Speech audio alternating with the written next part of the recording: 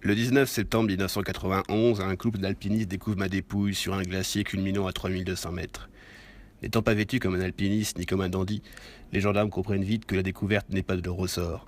Vêtements loqueteux, faits de peau de bête et de tissus en fibres végétales tressées pour momifier, et quelques outils, dont une belle hache de cuivre et un arc. Ma mort n'est évidemment pas récente.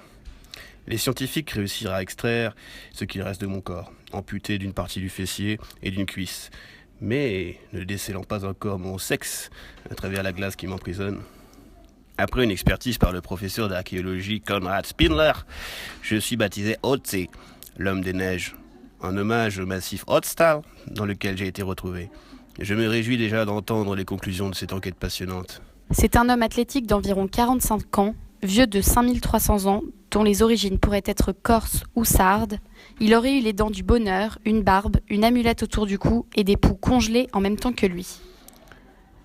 C'est impressionnant. Les chercheurs décèlent chez moi un stress lié à une névrose du cuir chevelu, une anomalie sur les ongles, mes poumons encrassés par la fumée des feux de camp et découvre également le dîner de la veille de ma mort.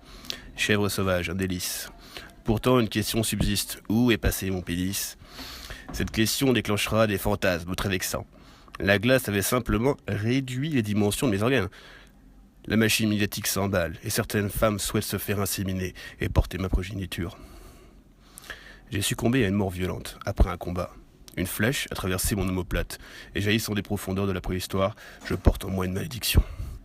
14 personnes, liées à ma découverte, trouvent la mort dans des circonstances mystérieuses inattendues.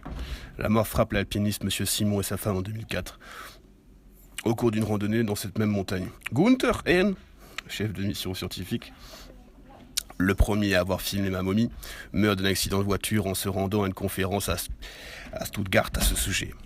Le guide du haut de montagne, Kurt Fritz, qui l'aidait au tournage, est emporté par une avalanche. L'archéologue Konrad Spindler déclare: la prochaine victime, ce sera moi. Quelques mois plus tard, il succombe d'une sclérose.